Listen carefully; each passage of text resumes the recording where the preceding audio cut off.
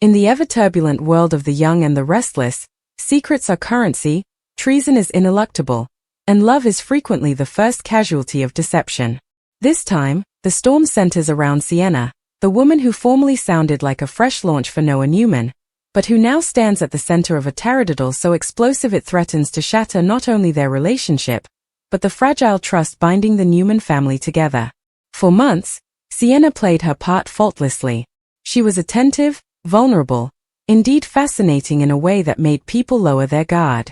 To Noah, who had returned to Genoa City carrying his own scars and bummers, she felt like redemption. She understood him, or at least that's what he believed. After failed connections and career divergences, Noah was ready for commodity steady, commodity honest. Sienna promised that. But in Genoa City, pledges are infrequently what they feel. The cracks begin subtly. A lost phone. A hushed discussion cut short. An unexplained meeting that Sienna skirmishes off as work-related. At first, Noah ignores the red flags. He wants to believe in her. He needs to believe in her. After all, he's seen what mistrust does to connections. He grew up watching it unravel marriages within the Newman dynasty. He refuses to become paranoid like his father. But when anonymous information shells suggesting Sienna has been meeting intimately with someone connected to a recent Newman business initiative, the tone shifts. Noah confronts her gently at first, giving her room to tell the verity. She smiles, reassures him, spins a credible story. He accepts it, slightly. The turning point comes when concrete evidence lands in Noah's hands. A sale. A communication thread. Substantiation that Sienna has been feeding sensitive information about Newman operations to an outside party. Whether it's commercial spying or particular vengeance remains unclear at first, but the treason is inarguable. Noah's world tilts. The battle is explosive. In the Newman estate living room, beneath pictures that have witnessed generations of triumph and destruction, Noah lays out the substantiation. Sienna's countenance cracks for the first time. Her eyes outrage. Her voice wavers. She tries to pivot, claims she was guarding him, claims she was constrained, claims she had no choice. But Noah sees through it now. For a man who has always tried to be the calm, predicated Newman, his wrathfulness is raw. He isn't crying because of business secrets, he's shouting because she looked him in the eye and prevaricated. Constantly. Privately. She let him plan a future while knowing she was erecting it on lies. The emotional weight hits harder because of Noah's history. He formerly believed in grand, romantic love. He formerly allowed. Sincerity was enough. Sienna exploited that. She studied him, learned what he endured for, and imaged it back. The disclosure leaves him questioning his own instincts. Was any of it real? Meanwhile, the fallout spreads snappily. Word reaches Victor Newman, and predictably, Victor is furious, however not surprised. In his view, trust is a weakness unless backed by influence. He warns Noah that this is exactly why Newmans must remain guarded. But beneath Victor's hardened surface lies a different concern: someone targeted his grandson. That's particular. Nick Newman reacts else. Defensive but measured, Nick tries to guide Noah down from vengeance. He knows firsthand how bitterness can consume a man. He encourages his son to make a decision grounded on integrity, not wounded pride. But Noah isn't sure who his in this moment. Also comes the twist. Sienna eventually confesses the full verity. She wasn't just doing information, she was planted. Her appearance in Genoa City wasn't accidental. Someone with a grudge against the Newmans orchestrated it. Whether motivated by fiscal gain or vendetta, Sienna accepted the part originally as a calculated move. She was supposed to get near, gather intel, destabilize. But nearly along the way, she insists, her passions came real. It's the classic Genoa City dilemma: can love born from manipulation ever be genuine? Noah is torn. Part of him wants to walk down permanently. Another part wonders if redemption is possible. After all, his watched family members forgive far worse. Yet remission doesn't abolish demotion. Sienna pleads. She admits she undervalued him. She didn't anticipate to watch. She didn't anticipate to feel guilt. Her voice cracks not from strategy, but from remorse. The followership, and Noah are left questioning whether her guilt is authentic or just another subcast of deception. The community divides. Some argue she should face consequences. Commercial sabotage isn't a minor misstep. Others believe exile would only produce another adversary. The Newmans have made plenitude. Noah's internal struggle becomes the emotional core of the plot. Does he prove he's different from his forefather by showing mercy? Or does he eventually embrace the ruthless instincts that run in his blood? In a vital scene overlooking the megacity skyline, Noah reflects alone. He acknowledges that what hurts utmost isn't the scheme, it's the closeness erected on facades. Every memory feels defiled. Yet he also recognizes commodity differently. He doesn't want to come hardened. When he meets Sienna one final time, his decision surprises everyone. He doesn't scream. He doesn't hang. He simply tells her that love without trust is unsalvageable. However, she needs to prove it not with words, but with conduct, by coming clean intimately and revealing who orchestrated the plot, if any part of her passions were real. It's a test. Still, she walks down alone. If she refuses, however, she risks everything. If she complies, the thriller leaves observers breathless. Sienna hesitates, and that vacillation says everything. As the occasion fades, Noah stands at a crossroads. He has lost innocence, but gained clarity. Whether he becomes stronger or colder remains to be seen. In true The Young and the Restless fashion, dishonesty has exploded like a lemon, exposing vulnerabilities and shifting alliances. But the real question lingers. Was Sienna the villain, or just another pawn in a much larger Newman war? And more importantly, what will Noah do next? The fate of Sienna's concession doesn't explode all at formally. It spreads, slow and stifling, through every corner of Genoa City. In the world of The Young and the Restless, treason is infrequently contained to just two people. It ripples outward, reshaping commitment, exposing fractures, and testing pedigrees. Noah Newman allowed. The battle would give him clarity. Rather, it leaves him suspended in emotional freefall. After demanding that Sienna intimately expose whoever orchestrated her scheme, he walks down with the faintest stopgap that perhaps, just perhaps, she'll choose honesty over fear. But stopgap is a dangerous thing in the Newman route. Back at the estate, Victor Newman wastes no time launching his own disquisition. Victor doesn't stay for admissions. He hunts verity like prey. To him, Sienna is no woeful romantic figure. She's a liability, a breach, and personality to the Newman name. He calls in private security, fiscal judges, and discreet legal counsels, determined to uncover who allowed. They could insinuate his family. Meanwhile, Nick Newman focuses on his son. Nick recognizes commodity unsettling in Noah's silence. It isn't rage. It isn't heartbreak. It's soul-searching. And that worries him more. Nick knows that emotional repression can calcify into commodity colder over time. He gently pushes Noah to talk, not about vengeance, but about pain. Noah admits the demotion cuts deeper than the treason itself. He replayed every discussion in his mind. Every vulnerable concession he participated. Every plan for the future.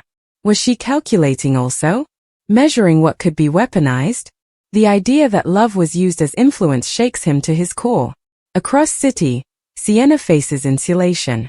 Former abettors part themselves. Tales follow her in public spaces. Genoa City thrives on reproach, but this one carries a sharper edge because it involves the Newmans.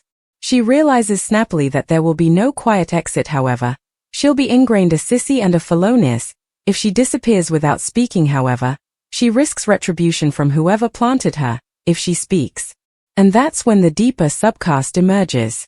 Through fractions of discussion and shadowed meetings, observers learn that Sienna was signed months before she ever crossed Noah's path.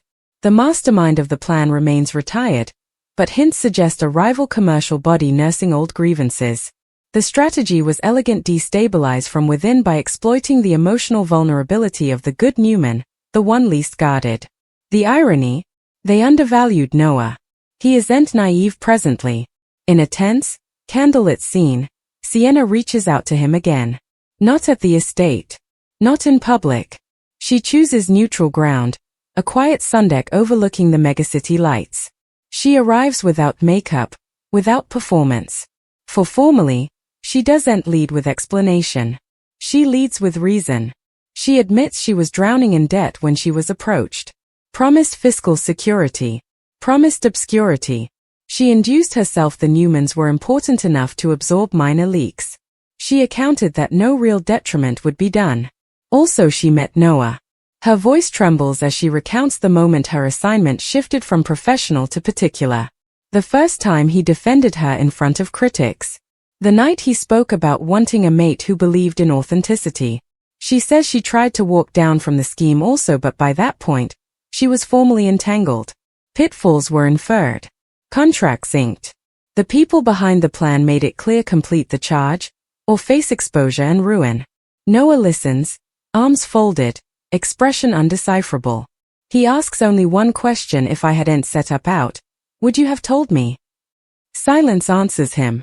That silence seals commodity inside him. Yet he surprises her again. Rather of ending the discussion with wrathfulness, he reiterates his claim. Public verity. Names. Attestation. Not rumored defenses. Full exposure, however. She has the power to strike the conspiracy, if she truly regrets her conduct. Sienna's fear is palpable. The people behind her are dangerous, not in a cartoonish villain sense, but in the calculated, fiscal ruin, character-destroying way that commercial warfare operates in Genoa City. Crossing them means stepping into open fire. The following days are a cerebral chess match. Victor uncovers partial fiscal trails linking Sienna to shell accounts. He nearly goes public with the findings himself. But Nick intervenes, prompting patience. However, they may lose access to bigger players if they rein her too aggressively. For formally, Victor reluctantly holds back, but only because he senses a larger bloodsucker circling. Noah, meanwhile, makes a controversial decision. He refuses to let the family handle this entirely through intimidation. He believes that if Sienna is forced into concession by fear, it'll only validate the narrative that Newmans crush anyone who challenges them. He wants the verity to crop by choice. That ideological peak between forefather and grandson becomes its own action. Victor sees mercy as weakness. Noah sees eyeless aggression as tone sabotage. Their exchanges grow sharper, concentrated with generational pressure. And also the lemon drops. Sienna calls a press conference. In a move that shocks indeed her, she chooses translucency. Cameras flash. Journalists murmur. The entire megacity melodies in. She stands alone at the tribune. No counsel, no tutor. Her statement is detailed and unyielding. She admits to Uhingnan critical but non-public business data. She confirms she was signed by a commercial conciliator acting on behalf of a rival investment institute. She provides names, dates, payment records. The room erupts. But the most important moment isn't the concession, it's when she looks directly into the camera and says she fell in love with Noah Newman suddenly, and that love came her breaking point. She declares she'll cooperate completely with any disquisition, indeed if it means legal consequences. The Newmans watch from home. Victor's response is strategic computation. Nick's is conservative relief. Noah's is complicated. Because now the power dynamic shifts again. By exposing the conspiracy intimately, Sienna removes herself as the sole villain. She becomes a whistleblower. That complicates vengeance. It introduces legal nuance. It invites sympathy. The shadow players scramble. Their obscurity shattered, they avenge fleetly, indurating accounts, launching smear juggernauts, trying to paint Sienna as a mischief actor fabricating stories. The commercial battleground ignites. Noah finds himself suddenly defensive. Not romantically, not yet, but innocently. He doesn't want her destroyed for choosing verity. And that internal conflict intensifies when pitfalls against Sienna escalate. Late one evening, her apartment is defaced. Nothing stolen, just a communication left behind. Fidelity has consequences. The stakes are no longer emotional. They are physical. Victor incontinently offers protection, though he frames it as securing Newman interests. Sienna hesitates to accept, apprehensive of how obliged she'll appear. But Noah insists. Not because he forgives her, but because he refuses to let intimidation palm. Living under quiet security, Sienna begins aiding investigators. She provides translated dispatches, names of interposers, Patterns of manipulation used on other companies. The compass widens beyond the Newmans. What started as a targeted infiltration becomes a commercial reproach gauging multiple metropolises. Noah's part evolves too. He attends strategy meetings. He reviews security protocols. He steps more completely into the Newman business sphere than he ever intended. Ironically, Sienna's treason forces him near to the conglomerate he formerly kept at arm's length. And that's the cruel harmony of it all. Weeks pass. Legal battles impend. The press cycles between sympathy and dubitation. Public opinion fractures. Some see Sienna as manipulative, others as valorous. In a quiet, emotionally charged scene, Noah visits her under defensive watch. The hostility between them has softened into commodity more fragile. They talk not about the reproach, but about who they were before it. He admits he doesn't know if he can ever trust her completely again. She admits she doesn't anticipate him to. But commodity honest exists now, stripped of vision. The question lingers: can love survive after verity detonates? The climax of this extended bow arrives when one of the exposed institute leaders attempts a hopeless initiative, offering Victor a private agreement to bury the disquisition in exchange for quiet compensation and a public narrative condemning Sienna alone. Victor is tempted. Barring reproach snappily would cover stock prices. But he sees Noah watching him. And for formally, Victor chooses heritage over influence. He refuses the deal. The disquisition proceeds. Apprehensions are made. Commercial licenses are suspended. The institute collapses under scrutiny. Sienna faces legal consequences too: exploration, reparation, community service tied to commercial ethics advocacy. It isn't a puck-tail forgiveness. It's responsibility. In the final moments of this extended plot, Noah stands formally again on that sundeck overlooking the megacity. Sienna joins him, not as a secret agent, not as a fabricator, but as a woman who disassembled the veritably scheme she helped make. He doesn't pledge ever. He doesn't indeed promise hereafter. But he says this: if we try again, it's from zero. No secrets. No places. Just verity. And for the first time, the silence between them isn't heavy with deception, it's heavy with possibility. In true the young and the restless fashion, dishonesty has burned everything down. But from the ashes, commodity unanticipated emerges, not perfection, not innocence, but growth. The real metamorphosis isn't Sienna's exposure. It's Noah's elaboration. He entered the story as the trusting romantic. He exits it as a man who understands that strength isn't about crushing adversaries, it's about facing treason without losing your humanity. And in Genoa City, that might be the most radical move of all. The storm may have quieted intimately, but in Genoa City, peace is infrequently endless. In the wake of Sienna's explosive concession and the commercial takedown that followed, the emotional fallout continues to evolve in ways no bone anticipated. On the young and the restless, consequences don't simply fade, they transfigure into new complications. For Noah Newman, the weeks after the apprehensions are strangely disorienting. The extremity gave him direction. It forced him to act. It clarified his values. Now that the immediate trouble has dissolved, he's left alone with the quieter, more complicated question: what does he truly want? He returns to familiar places in Genoa City: Crimson Lights, the estate forces, the quiet domain bench near the lake where he formerly sketched ideas for creative systems long abandoned. He reflects not only on Sienna, but on himself. He recognizes commodity uncomfortable part of him was drawn to her riddle. He liked being the bone. Who believed in her? He liked being demanded. That consummation unsettles him. At the Newman estate, Victor Newman watches his grandson precisely. Victor respects strength forged through adversity, and in his eyes, Noah has eventually tasted real conflict. But Victor also senses that Noah's turndown to embrace ruthless retribution sets him piecemeal from traditional Newman instincts. One evening, in Victor's study, beneath the gleam of dim amber lighting and shelves lined with leather-bound volumes, forefather and grandson partake a rare, candid exchange. Victor tells Noah that mercy is applaudable, but it must be paired with alert. Trust, he says, is a gift you give formally. After that, it becomes an investment. Noah counters gently but forcefully. Perhaps trust is enter sale. The difference between them is philosophical, not hostile. And yet, it signals a generational shift in how the Newman conglomerate might evolve. Meanwhile, Nick Newman observes the dynamic with quiet pride. Nick recognizes in Noah a reflection of his youngish tone, romantic, stubborn, unintentional to let cynicism mandate his choices. But he also knows how fluently that idealism can be wounded. Nick approaches Sienna intimately one autumn. It is enter battle. It's a warning wrapped in measured civility. He tells her that remission in this family is fragile. If she hurts Noah again, designedly or not, the consequences will be particular.